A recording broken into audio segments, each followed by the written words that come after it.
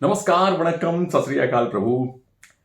चेहरे की मुस्कान मेरी अभी भी थोड़ी सी गायब है क्योंकि कल जिस तरह से क्रिकेट में इंग्लैंड ने भारत को हराया है उससे आपका, मेरा, हम सबका दिल टूटा है।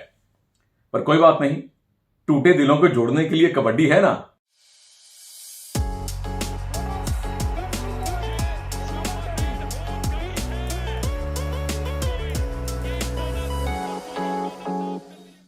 स्वागत आप सबका एक्सचेंज 22 प्रेजेंट सुनील के सूत्र में। और आज 3 का तड़का है वीवो प्रो कबड्डी में। और कबड्डी जगत से बहुत बड़ी खबर आई है। जैसे मैंने 2 दिन पहले अपने पिछले वीडियो में बताया था कि बहुत से लोगों के चहेते ऑलराउंडर संदीप नरवाल की वापसी हो गई है वीवो प्रो कबड्डी में। ऑक्शन में किसी टीम ने उनको नहीं लिया था और मैं हैरान हुआ था कि क्यों नहीं लिया। फिर खबर आई कि वो गुजरात के साथ ट्रेनिंग कर रहे हैं। खबर ठीक थी, लेकिन सिर्फ ट्रेनिंग कैंप में थे, स्क्वाड में नहीं थे। अब यूपी योद्धास ने उन्हें अपने स्क्वाड में ले लिया है। हर टीम के पास 2 ऑप्शन होते हैं कोविड कंटिजेंसी वाले, यानी अगर कोई आपका एक प्लेयर चलती लीग में इंजर्ड हुआ तो उसी कैटेगरी का एक और प्लेयर आप ले सकते हैं। इंजर्ड प्लेयर कौन है जो बाहर है, मैंने पूछताछ नहीं की है क्योंकि संदीप नरवाल के आने की खबर इतनी बड़ी थी कि इंजर्ड प्लेयर के बारे में सोचने का टाइम नहीं मिला। तो संदीप और प्रदीप दोनों मिलकर क्या बवाल करेंगे यूपी के लिए और क्या किस्मत बदलेंगे यूपी की। और दूसरी बहुत बड़ी खबर जो हमने 2 दिन पहले देखी मैट पे, फजल अत्राचली ने 400 टैकल पॉइंट पूरे कर लिए हैं। जब मुझे याद है मंजीत रिटायर हुए पिछले सीजन में, इनफैक्ट रिटायरमेंट से कुछ 1-2 सीजन पहले ही जब मंजीत अपने टॉप फॉर्म में खेल रहे थे तो लग रहा था कि मंजीत का रिकॉर्ड तोड़ना बड़ा मुश्किल है। लेकिन उन्हीं के ठीक पैरेलल करियर चला फजल अत्राचली का। मंजीत बीच में 1-1.5 सीजन इंजर्ड थे, नहीं खेले। फजल ने खेलना ही तीसरे सीजन के बीच में शुरू किया जब सुरेंद्र नारा नेशनल ड्यूटी पे गए थे। तो 2 लेजेंड्स के बीच की यह कहानी है। और मंजीत के बाद फजल सही मायने में अब ऐसे डिफेंडर हैं जिन्होंने विरोधी रेडर्स को परेशान किया है। और मंजीत अब कोच बन चुके हैं, फजल अभी और खेलेंगे। आशा करते हैं लंबा उनका करियर हो और हाई फाइव लगा के फजल ने उस 400 पॉइंट्स के जो मील का पत्थर है उसको छुआ है, उसको थोड़ा सा पार भी किया है।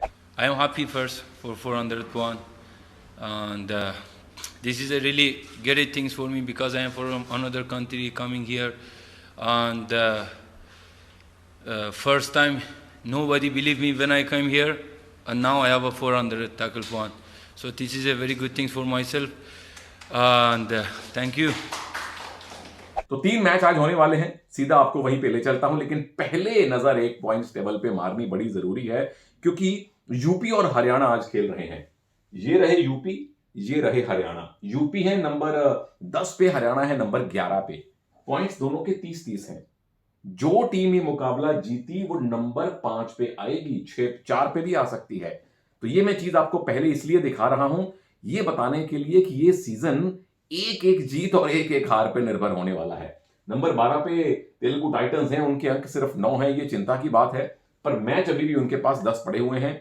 आप अगर बाकी टीमों को भी ले लें, टाइटंस को अगर अभी आप प्लेऑफ की दौड़ में नहीं मानते हैं, तो मैं कहता हूं 11 की 11 टीमें बाकी सारी दौड़ में हैं। मैथमेटिकली टाइटंस के पास भी चांस है। नंबर 11 की टीम सीधा टॉप 6 में जा सकती है, इतना ओपन है ये पॉइंट्स टेबल।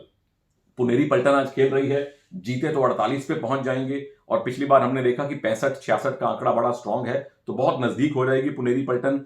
उसके अलावा जयपुर पिंक पैंथर खेल रही है, वो नंबर 2 पे जा सकती है। यू मुंबा खेल रहे हैं, वो पोजीशन बेटर कर सकते हैं। लेकिन नंबर 10 और नंबर 11 ये सबसे बड़ी कहानी है इस लीग टेबल में, पॉइंट्स टेबल में। आपके लिए क्या कहानी है इस पॉइंट्स टेबल में, मुझे जरा कमेंट्स में जरूर बताइएगा। 3 मैच कौन से हैं? यूपी योद्धास के सामने है हरियाणा स्टीलर्स। और पिछले मैच में 36-36 का आंकड़ा था। किस किस को वो मैच याद है? हाथ खड़ा कीजिए। प्रदीप नरवाल का वो बेहतरीन प्रदर्शन था हरियाणा स्टीलर्स के सामने और 36-36 पे ये मैच टाई हुआ था। यू मुंबा ने पुनेरी पलटन को हराया था पिछली महाराष्ट्र डाबी में, तो एक तगड़ी महाराष्ट्र डाबी हमारे लिए है। और पटना पायरेट्स ने जयपुर पिंक पैंथर्स को 5 पॉइंट से हराया था। ऑलमोस्ट एक साइडेड मैच ही हो गया था, इसका नतीजा हम सबको पता चल चुका है।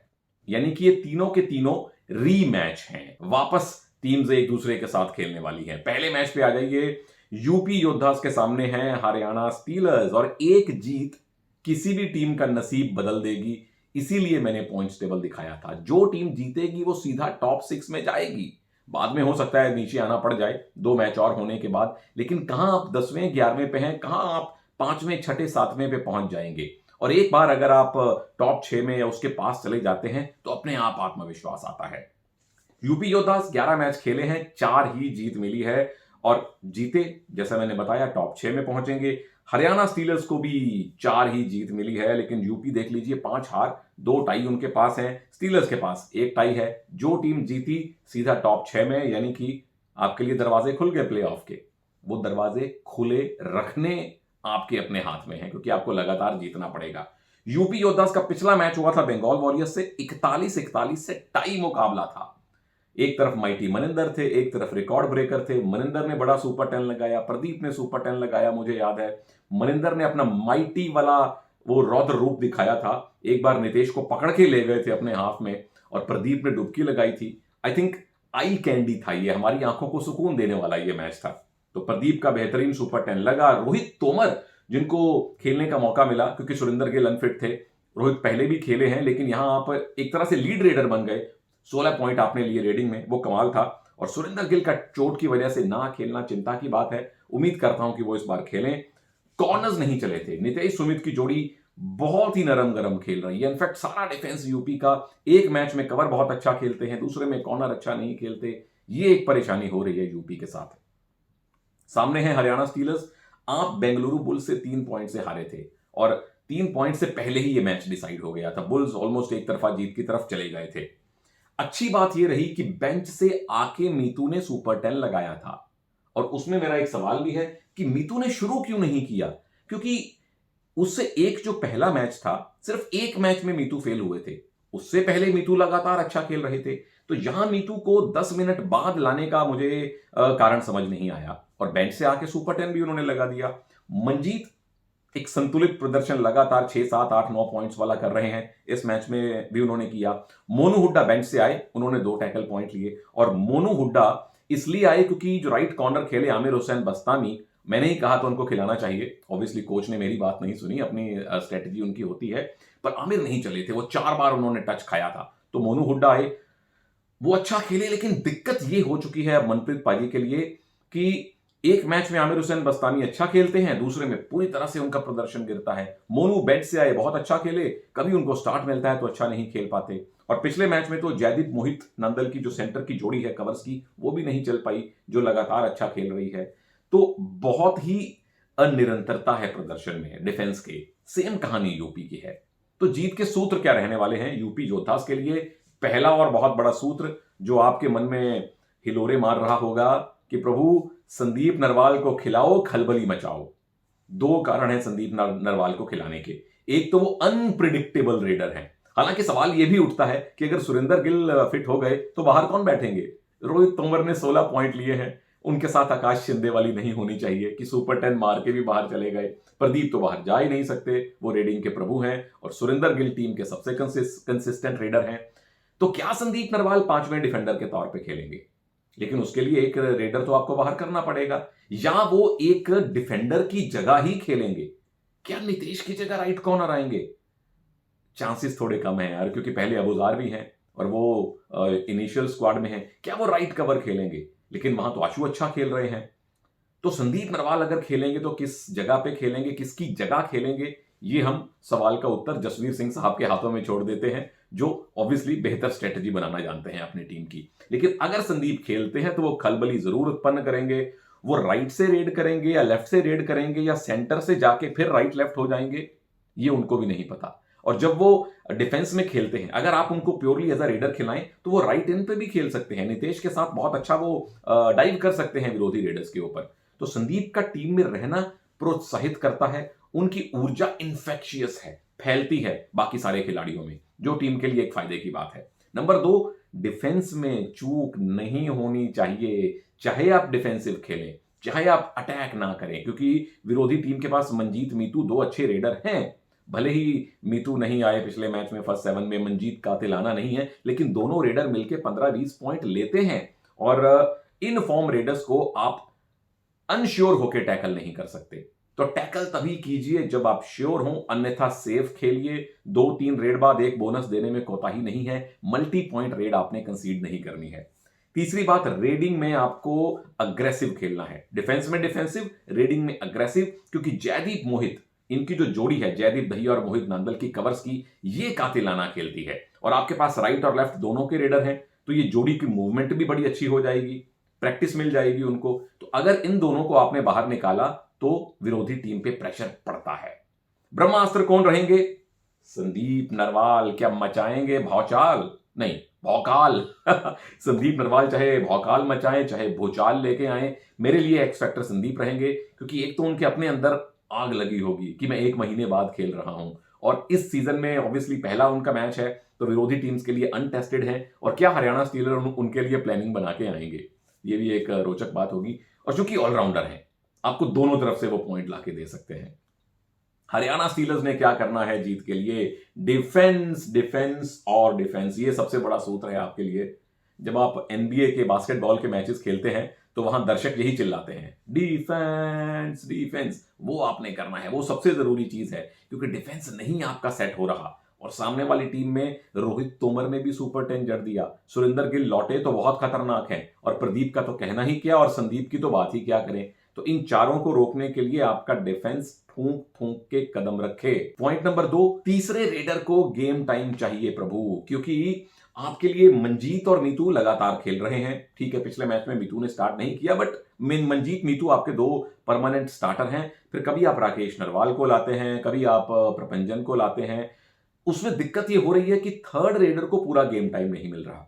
अब बीच में कुछ ऐसे मैच भी हुए जब आप 5-2 से खेले, 5 डिफेंडर से खेले, तो थर्ड रेडर जो है वो अभी तक वार्म अप नहीं हो पाए हैं। विरोधी टीम की डिफेंस की कौन सी साइड कमजोर है, उसके हिसाब से आप स्ट्रेटेजी बनाइए। और आप अगर यूपी जोधास को देख लें, उनके दोनों कॉर्नर बहुत अच्छी फॉर्म में नहीं है, तो आप चाहे लेफ्ट रेडर खिला लें प्रपंजन, चाहे आप राइट रेडर खिला रहे राकेश नरवाल, एक थर्ड रेडर को लगातार गेम टाइम चाहिए और लगातार आप उनसे रेड करवाइए। प्रपंजन आएंगे तो एक वैरायटी भी आ जाएगी कि 1-2 राइट रेडर्स के साथ एक लेफ्ट रेडर आ गए हैं। और जयदीप हो सकते हैं ब्रह्मास्त्र। जयदीप लेफ्ट कवर में खेलते हैं, और सामने रोहित तोमर मैं मान के चल रहा हूं खेलेंगे, लेफ्ट के रेडर हैं। प्रदीप नरवाल तो आएंगे, तो उनके सामने लेफ्ट कवर किस तरह से वो मूवमेंट करके रोहित को डैश कर सकते हैं या प्रदीप को डबल थाई होल्ड कर सकते हैं। चेन टैकल अवॉइड कीजिए, प्रदीप डुबकियां लगा रहे हैं। चेन के लिए आना है तो 2 चेन्स आइए, लेफ्ट कवर की और लेफ्ट कॉर्नर की चेन बराबर आए, डबल थाइज पे जाइए। प्रदीप क्या करते हैं आजकल, अंदर की तरफ टर्न करने की कोशिश करते हैं। उनकी टर्निंग से पहले क्या आप उनके सामने जाके डबल थाई होल्ड कर सकते हैं? अब जयदीप के पास फॉर्म है, हुनर है, करके दिखाएं तो मजा आ जाएगा, आप लोगों को भी मजा आएगा। आप एक्सचेंज 22 की ऐप पे जाइए, नहीं है तो डाउनलोड कीजिए, कबड्डी को दबाइए, आज के तीनों मैचेस खुल जाएंगे। वहां खिलाड़ियों की सूची है, उनका बाय प्राइस भी है, उनका सेल प्राइस भी है।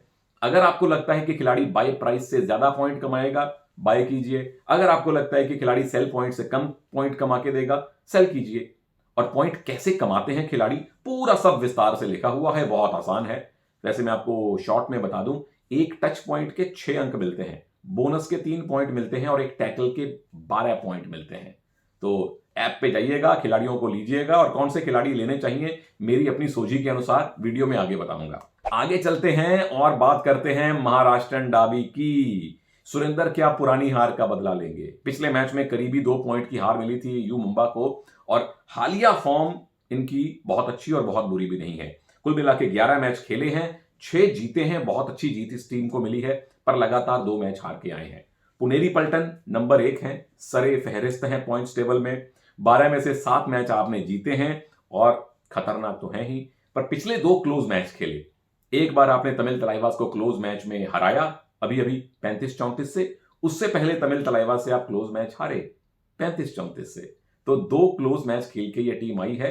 एक बात सिद्ध हो गई है कि पुनेरी पल्टन हार सकते हैं, आप इनको हरा सकते हैं, प्रेशर बना सकते हैं। कैसे, वो इन सूत्रों में मैं आपको बताता हूं कि यू मुंबा, पहले उनकी फॉर्म की बात कर लेते हैं। पिछला मैच आप जयपुर पिंक पैंथर से हारे थे, सबसे पुरानी राइवलरी थी विवो प्रो कबड्डी की, और 3 पॉइंट से यू मुंबा हार के आई है। आशीष लगातार अच्छा खेल रहे हैं गुमान सिंह के स्थान पे, आशा करते हैं कि आज गुमान खेलें, पर आशीष ने सुपर 10 जड़ा और जय भगवान ने उनका साथ दिया, 6 पॉइंट लिए। दिक्कत आई डिफेंस में, 10 पॉइंट लिए और 17 असफल टैकल किए। और यू मुंबा जब जब इस सीजन में मैच जीते हैं, उनका डिफेंस अच्छा खेला है, जब जब हारे हैं डिफेंस में ही दरारें आई हैं। पुनेरी पल्टन दूसरी साइड में तमिल तलाइवा से 1 पॉइंट से बड़ी कीमती जीत उनको मिली थी। नरेंद्र कंडोला ने यहां सुपर 10 लगाया था, फजल ने इतिहास रचा था और कीर्तिमान भी बनाया था। एक तो फजल ने वैसे भी चैलेंज थ्रो किया था कि we will beat them for sure, and they beat them for sure. बड़ी जीत नहीं मिली, प्रभावशाली स्टेटमेंट वाली जीत नहीं मिली, लेकिन जीत मिल गई। और फजल 400 टैकल पॉइंट पूरे कर लिए, हाई फाइव लगाया सो अलग। और स्काई शिंदे, आकाश शिंदे बेंच से आए और सुपर 10 लगाया। इनकी बात मैं आगे विस्तार से करूंगा। असलम मोहित दोनों ओके ओके रहे, दोनों ने मिलके 9 पॉइंट लिए, रेड में भी और डिफेंस में भी। लेकिन चलिए, फजल चल पड़े, आकाश शिंदे चल पड़े, पुनेरी पलटन जीत गई, फैंस खुश।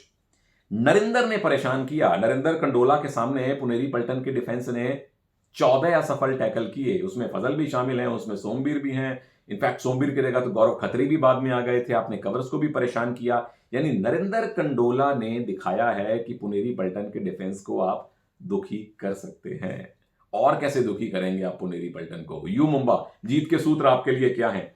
लेफ्ट रेडर्स रखिए, सब राइट होगा, कल्याण होगा। क्यों? क्योंकि लेफ्ट रेडर्स फजल के सामने नहीं जाते हैं। फजल इस मैच में बहुत एडवांस आके खेले, बहुत बढ़िया खेले, हाई फाइव लगाया। लेकिन ठीक एक मैच पहले अजिंक्य पवार और नरेंद्र कंडोला, इन्हीं दोनों लेफ्ट रेडर्स ने फजल को बार बार परेशान किया था। तो अगर लेफ्ट रेडर फजल की तरफ नहीं जाता है और वो स्पीड से बाहर की तरफ, अंदर अंदर ना जाइए, बाहर की तरफ टर्न करके लॉबी का इस्तेमाल करके एस्केप कर सकता है, तो आप फजल को आउट कर सकते हैं। तो यू मुंबा, अगर गुमान सिंह फिट हो गए हैं, कमाल की बात है। जय भगवान दोनों तरफ से रेड करते हैं और हैदर अली इकरामी भी आपका तुरुप का इक्का साबित हो सकते हैं। ज्यादा लेफ्ट रेडर्स चलाइए, आशीष जरूर रहेंगे, लेकिन 2 लेफ्ट रेडर जरूर होने चाहिए आपके पास। और हरिंदर और रिंकू पे है बड़ी जिम्मेदारी, क्योंकि हरिंदर लेफ्ट कवर है, रिंकू राइट कॉर्नर है। और पुनेरी पलटन के 2 सबसे खतरनाक रेडर लेफ्ट से आते हैं, असलम और आकाश। देखने में भी एक जैसे लगते हैं, जर्सी नंबर भी एक का 3 है, दूसरे का 3-3 है, सुपर 10 पे सुपर 10 दोनों लगाते हैं। तो आप दोनों के ऊपर जिम्मेदारी है इन दोनों लेफ्ट रेडर्स को रोकने की, क्योंकि ये धुएं निकाल देते हैं डिफेंस के। और इकरामी हो सकते हैं ब्रह्मास्त्र, क्योंकि इकरामी एक तो ऑलराउंडर है, दूसरा बहुत फुर्ती से रेड करते हैं, और पुनेरी पलटन की जो अग्रेसिव डिफेंस है उससे फुर्तीला रेडर ही पॉइंट ला सकता है। और नंबर 3 वो ईरान से है, वहां फजल और अगर नबी बख्श खेले, आपस में क्या फारसी में बात कर रहे हैं, इकरामी जल्द सुन के टीम को कम्युनिकेट कर सकते हैं। फजल के साथ खेले हैं, उनके अधीन खेले हैं, उनके दिमाग को पढ़ना इकरामी जानते हैं। फजल की टीम कैसे जीतेगी पुनेरी पलटन के लिए? दोस्तों क्या है जीत के सूत्र? आकाश चाहिए, ऐसे भी और वैसे भी। ऐसे इसलिए क्योंकि इस खिलाड़ी ने पिछले 3 मैचेस में 3 सुपर 10 लगाए हैं। एक बार तो, पिछली बार तो सब्स्टिट्यूट के तौर पे आके सुपर 10 लगा दिया था। प्रभु, इनको आप कैसे टीम से बाहर रख सकते हैं?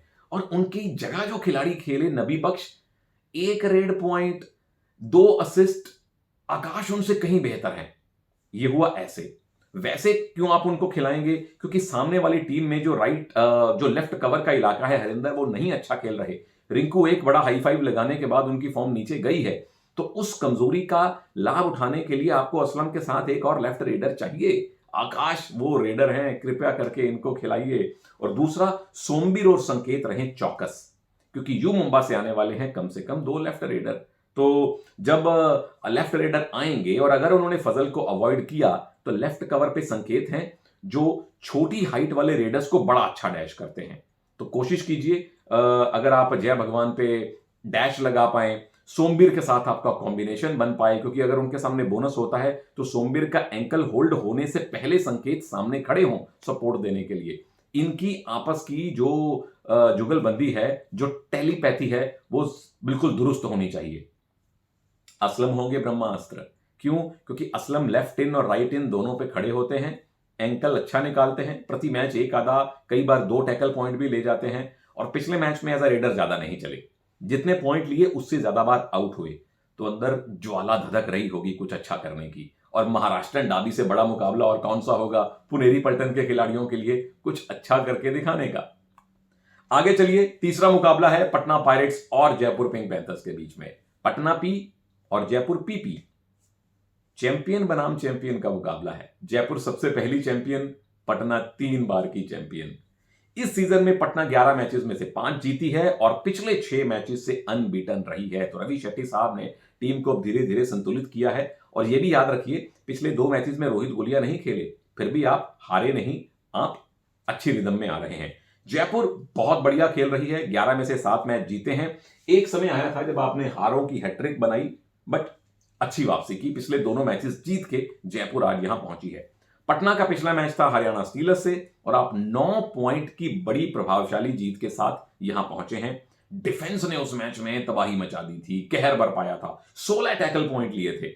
और ये एक स्टेटमेंट है, क्योंकि रोहित गुलिया नहीं खेले थे तो सचिन को ज्यादा सपोर्ट नहीं मिला था रेडिंग का, तो डिफेंस ने कहा कि हम आपको सपोर्ट देंगे, जो कमी रोहित गुलिया के पॉइंट्स में रह गई वो हम पूरी करेंगे। और ये बहुत प्रभावशाली प्रदर्शन था। नीरज का हाई 5, शार्दुल का हाई 5 और इन दोनों का लेफ्ट रेडर और राइट कवर का चलना बहुत बड़े सुकून की बात है रवि शेट्टी साहब के लिए। और सचिन, आप तो कमाल हैं ही, इस सीजन का 5वां सुपर 10 आपने लगा दिया।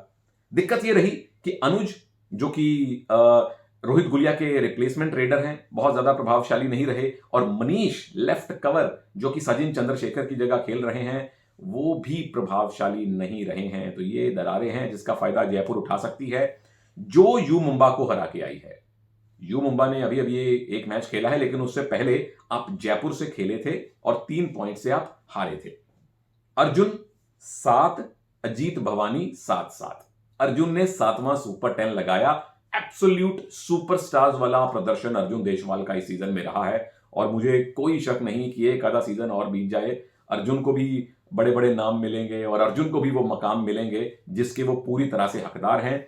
अजीत और भवानी राजपूत बेंच से आए थे, उनका अच्छा सपोर्ट किया, और अंकुश बने रेडर्स के लिए निरंकुश। मतलब अद्भुत प्रदर्शन है अंकुश राठी का। लेफ्ट कॉर्नर जितना कातिलाना यहां पे पहले संदीप धुल खेलते थे, उतना ही कातिलाना अब अंकुश राठी खेल रहे हैं। सीजन का 3रा हाई 5 लगाया है। दिक्कत आई यहां पे, राहुल और साहुल दोनों सब्स्टिट्यूट हो गए। राहुल चौधरी इस मैच में नहीं चले।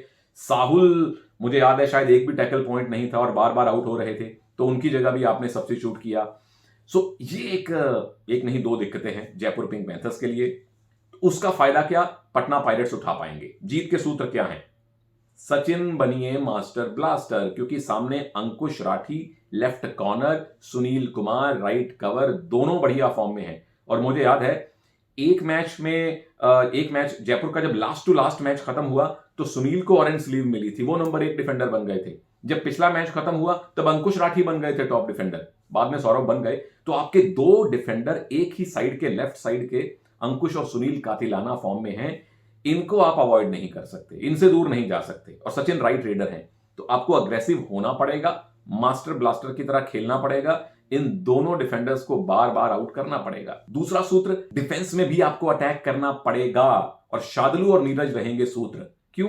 क्योंकि सामने वाली टीम में मुख्य रेडर हैं अर्जुन देशवाल, जो राइट से हैं। राहुल भी आपकी जोन में आएंगे, भवानी राजपूत भी आए तो आपकी जोन में आएंगे, और ये दोनों डिफेंडर शार्दुल और नीरज पिछले मैच में हाई 5 लगा के आए हैं। And not to forget, right corner Sunil Narwal ने भी 2 मैच पहले हाई 5 लगाया था। तो डिफेंस विरोधी रेडर्स को अवॉइड ना करे, क्योंकि अर्जुन देशवाल को आप खामोश नहीं रख सकते, उन्हें आप मैच से बाहर रख सकते हैं, क्योंकि अगर वो मैट में रहे तो पॉइंट लेके जाएंगे। तो डिफेंस बचाए नहीं खुद को, हमला करे विरोधी रेडर्स पर, और स्पेशली अर्जुन देशवाल, क्योंकि अर्जुन देशवाल के अलावा कोई और रेडर अब तक जयपुर का मैच जीता नहीं है। ये प्रैक्टिकल बात है। हम सब राहुल चौधरी के फैन हैं, और मैं भी चाहता हूं कि राहुल इस मैच में और अगले मैच में और अगले मैच में सुपर 10 लगाएं, पर अभी तक जो सबसे खतरनाक रेडर निकले हैं वो अर्जुन देशवाल निकले हैं। और मोनू हो सकते हैं टीम के ब्रह्मास्त्र पटना पायरेट्स के लिए।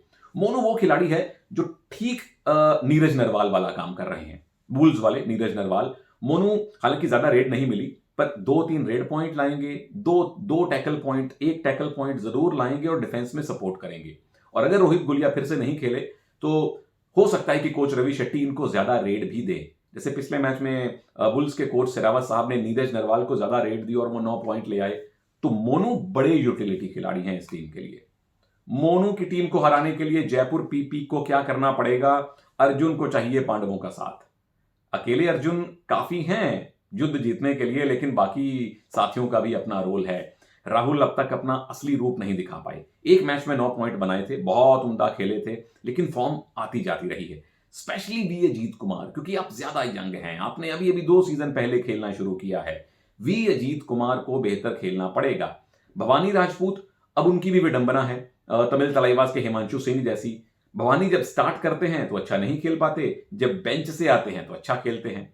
तो यही स्ट्रेटेजी बना लीजिए बालियान साहब। लेकिन डिफेंस के महारथी रहेंगे सुनील और अंकुश, क्योंकि इधर अगर अर्जुन है तो सामने वाली टीम में है सचिन तंवर। मान के चलिए रोहित अगर ना खेले तो सचिन तंवर इकलौते ऐसे रेडर हैं जो विरोधी टीम को उधेड़ सकते हैं। तो उनको भी आपने अवॉइड नहीं करना है। वो रेड करेंगे तो पॉइंट लेंगे, और स्पेशली डू और डाई रेड में, क्योंकि पटना पायरेट्स खेल रही है डू और डाई रेड्स में। तो कोशिश कीजिए जब सचिन डू और डाई रेड में आए तो उनको बेंच से उठा के बाहर रखिए, क्योंकि पटना की अगली 2 रेड फिर एम्प्टी होगी।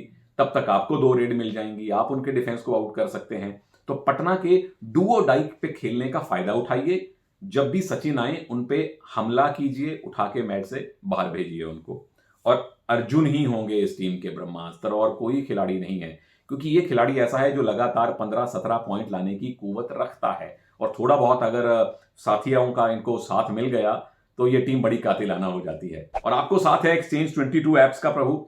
अगर आप उस ऐप पे गए हैं तो बड़ी अच्छी बात है, और अगर नहीं गए हैं तो अभी डाउनलोड कर लीजिए। ये 3 मैच हैं और खिलाड़ी मैं आपको बता रहा हूं कि आपने कौन से खरीदने हैं आज के मैचेस के मुतालिक। यूपी योद्धास के लिए प्रदीप नरवाल, रोहित तोमर, ये खिलाड़ी आपके लिए जरूर होने चाहिए। और मेरा मानना है कि आशु सिंह राइट कवर आज अच्छा कर सकते हैं। और हरियाणा स्टीलर्स के लिए आप 2 रेडर जरूर ले लीजिए, मंजीत और मीतू। डिफेंडर्स के लिहाज से जयदीप को ले सकते हैं, क्योंकि सामने से लेफ्ट रेडर आने वाले हैं। दूसरा मैच यू मुंबा और पुनेरी पल्टन का है। तो यू मुंबा के हिसाब से मुझे लगता है कि आप राइट कॉर्नर रिंकू को जरूर लीजिए, क्योंकि सामने से 2 लेफ्ट रेडर आएंगे।